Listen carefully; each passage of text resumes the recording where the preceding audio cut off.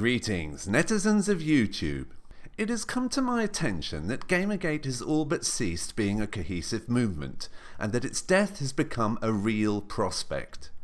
Amidst the arguments in recent days, it's become increasingly apparent that interest in the hashtag has dwindled to new lows.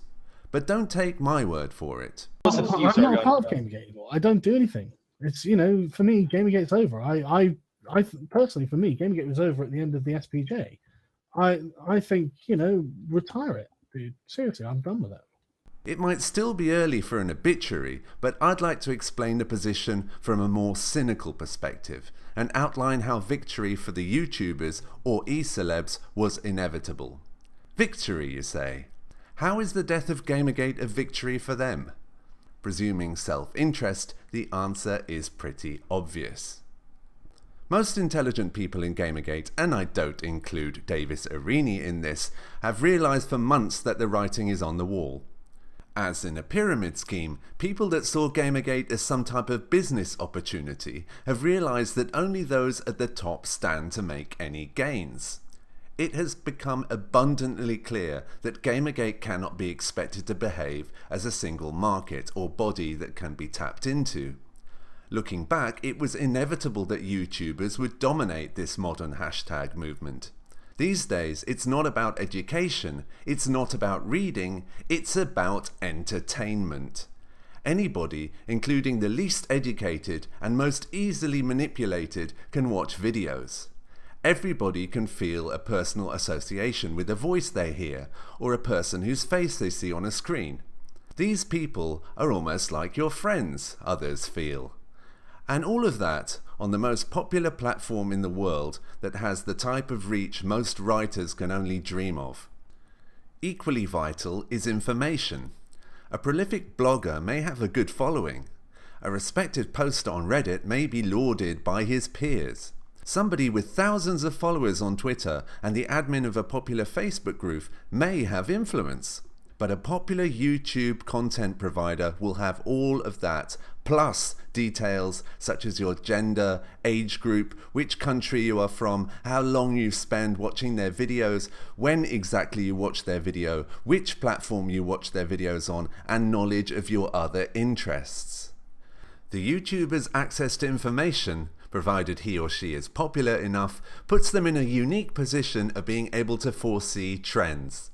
A content provider who makes a living from YouTube knows their audience, they know what subjects sell, and they adjust their content accordingly. It's no wonder that YouTubers such as Sargon now feel this way. Frankly, I think the longer I see it going on, the more pathetic I see it becoming. So it's getting kind of cringe now, so I just kind of ignore it. It's about the fact that you've got so many idiots who are like, who want to make this a culture war and who want to go after people for wrong thing. And I'm just like, man, there was a time when Gamergate had a purpose, but that time has passed, I think. And it's not just Sargon, the only senior figure left in a stronger position than when Gamergate started. Another YouTuber who was propelled by Gamergate, Mundane Matt, created a video weeks ago stating that he would no longer be producing what he called Gamergate drama content, but would provide opinion on news-related content instead. Undoubtedly more videos on how the police are right to gun down the latest victim of brutality, Matt. See for yourselves. Try a dated cursory search with the term Gamergate and see what you come up with, other than young guys with views that are barely in double figures.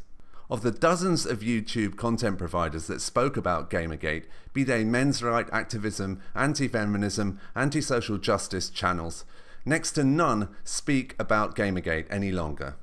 Now let's look at this from the perspective of an e-celeb who has been with Gamergate from the very beginning. Ralph from the Ralph Retort is a different case. His success has been tied to Gamergate's. In many ways, the Ralph Retort served as Gamergate's in-house publication. Yes, it was a right-wing, rabble-rousing type of rag, but it covered the most important topics being spoken about. While Gamergate was still young and consisted of small anarchistic subgroups, the role of Retort was crucial. And the Ralph Retort had power.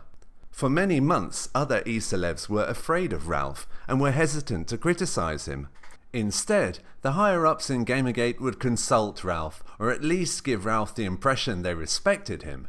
And so when Ralph came by the Gamergate Pros manifesto document covered in my last video, which proposed ending Gamergate, there was only one option for him: publish immediately, condemn and expose.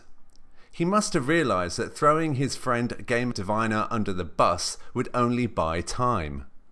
Of course, in the meantime, Retort has been increasing its presence on YouTube and focusing ever more on SJWs rather than Gamergate.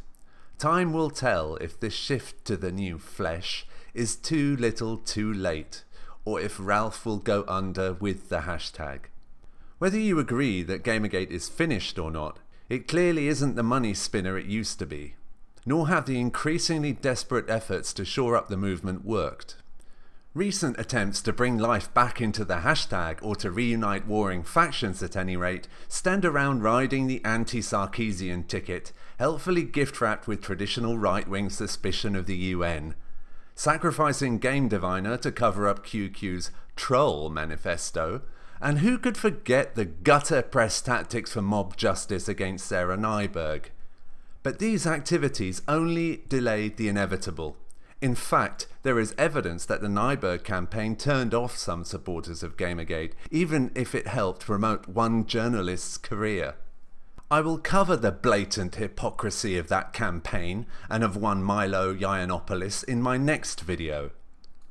I have previously made statements on this channel suggesting that it was possible to harness Gamergate to positively affect change in the gaming industry that could really benefit gamers.